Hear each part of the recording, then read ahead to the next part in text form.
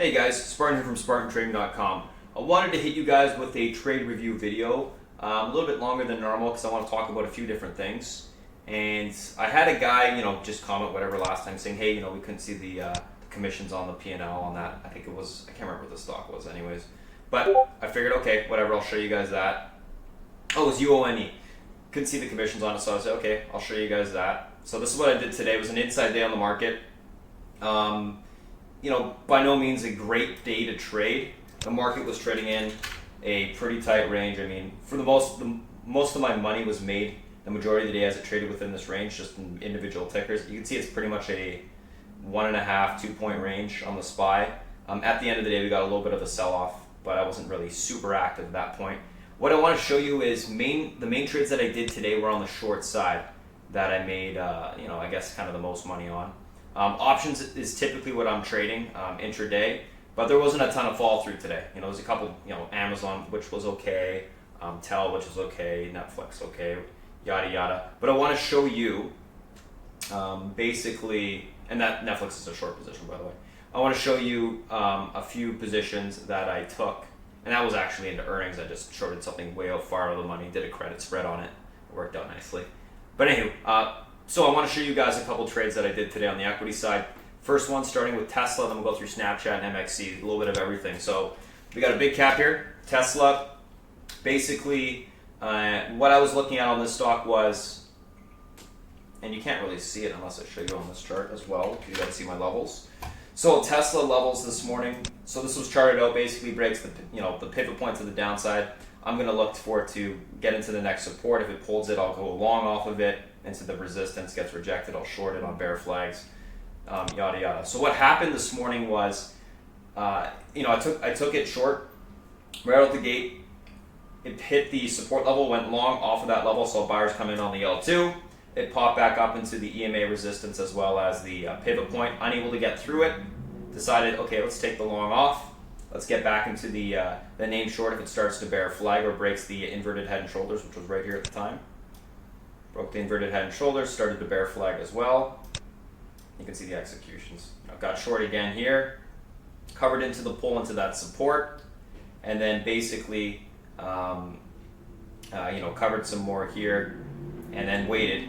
It started to get rejected off the EMA support again. And the thing that I was thinking about when just looking at Tesla was, okay, obviously below the pivot, downside pressure the entire day, below EMA support, downside pressure the entire day. When you see these sort of patterns on, especially the big cap stocks, you tend to get continuation most of the day. So in regards to Tesla here, what I was looking at was, the main thing was, is it below or above the EMA support? So it's below, so it's going to be bearish. Let's look for bearish signals. Let's look for bear flags. Let's look for range breaks to the downside or rejections off of EMAs. In this case, bear flags and range breaks to the downside is kind of my bread and butter. The stock came down into the support. I actually shorted it, a little bit of a piece here. Waited, had my stop right above this candle. It came up, popped, didn't get right above it, and then it started to break down again. And on that breakdown candle, I basically shorted more, covered some, and then started to cover more into this little pull down here. As it came back up, got again short on the bear flag, and then it pulled down to these areas here, a little bit of extended.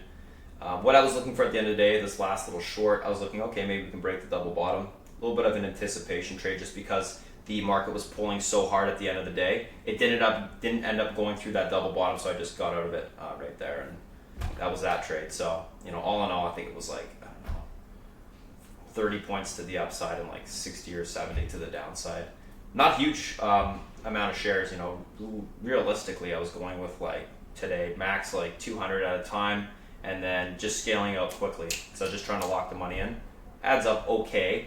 Obviously, you can hold full size through that whole movement. It's very hard to do, but I'm the type of guy that likes to scale out of positions, especially with something like Tesla where it can bounce, 20, 30, 40 points pretty quickly. So that was that trade. So let's take a look at another trade. So that's a big cap trade. Let's take a look at a small cap trade. And this one actually happened in the after hours, which was MXC. I got up, actually went and got something to eat, came back. I saw that MXC was up, and I saw that when I came back, actually, was just pushing up here, and I said, okay, let's just wait, see if we can get a little bit of an extension. I was looking at MXC on the daily chart. You can see that it was breaking through some pretty big support or resistance levels, but you can also see that MXC is a former runner that usually gives back its gains. So it's a low float stock that pushes and then basically gets sold into. So this one after hours basically was watching it into, I'll show you the resistance level I was looking at. Right around here, this $9 level and the 863 spot. These wouldn't be like actual peaks that I would typically use, but it was the next best thing that I could find because the next real resistance level is at 1449. So I was just looking at the next resistance I could find on the daily chart, which was that. It started to get some weakness around there. Also, the daily chart or the intraday chart was extended, and I saw a little bit of a parabolic trend break. So I started to get in it short. First idea was, okay, I'll cover the EMA support, and then I'll cover into the next EMA support if this level breaks, and I'll look to add into it. So took a decent amount short here. I'm covered on the pull. Let's see if I can actually just pull up the trade itself. There you go. This works.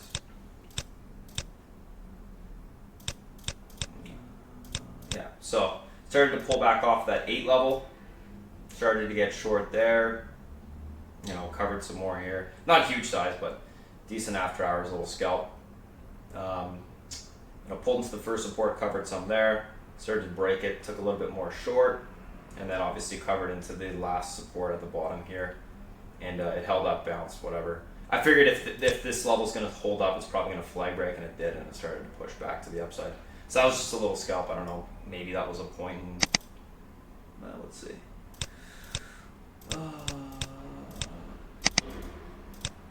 Yeah, about a point change, I guess.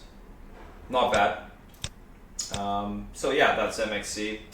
Pretty simple low float trade, just looking at a rejection at resistance, and then pulling it into support, covering into those levels.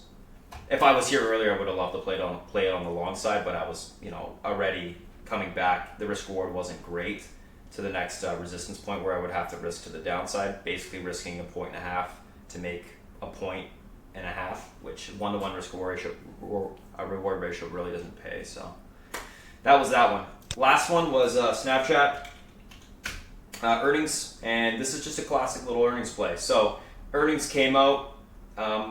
You have to try to interpret the earnings, but also look at the price actions. There's a little bit of two types of interpretation that are happening here. Basically, we're looking at first the price action, because that's the most important thing. Price action telling you it's bearish and the earnings are telling you it's bullish. Guess what? It's still bearish. Price action telling you it's bullish and the earnings are bearish. Guess what? It's bullish. So look at what the price action is doing. This one came out, earnings were positive, EPS and revenue, but their daily users was disappointing, and that's what caused the stock to sell off. So basically this one, I got into it short right on that, covered into the pull. It started to bounce off of the, I believe it was the 50 EMA on the daily. Let's just take a quick look at that. Nope. It was the, actually no, I think it may have been 2168 area. Yes, it was the 50 EMA. So it started to bounce off the 50 EMA area on the daily. So 2168 got right into there. I saw that. That's where I wanted to cover most of the position. As it started to push off of it, I covered the rest of it. It popped back into EMA resistance. I was like, okay, let's try to take maybe a little bit short. It ended up trading within this range, so I just ended up covering it. That ended up being, a nothing trade. First trade was where the money was made on that. So that's that. Couple different trades, nothing too major, I guess. Basically, couple different trades. Low float, big cap, earnings play. Got a little bit of everything there. Wanted to show you what's possible on a day where the market's still choppy, but there's opportunity to be found in the market, no question. But when you have that more of a scalp mindset, you do have to be in and out of things a little bit quicker is all. So just notice what the market's doing, react to it in terms of changing your style for the day. When you get days with a lot of follow through like we had yesterday, it's a day where you just want to sit on your hands and let things run. We can look at an example like obviously the SPY just went straight up, where you get big caps with a ton of follow through. Just defer to the EMAs, the polling, hold your positions. Same thing to the downside. Alrighty. So that's it for today, guys. Hopefully you enjoyed it. Hopefully that helps you. Not sure if it will, but Thanks for watching, and I'll hit you guys with another video shortly. See you guys on the, if you're going to be coming tomorrow to the webinar that we open up to the public, our pre-market analysis. We'll see you guys there. Otherwise, have a good one. If you guys have any questions, you can reach out, spartantrading.com. Thanks.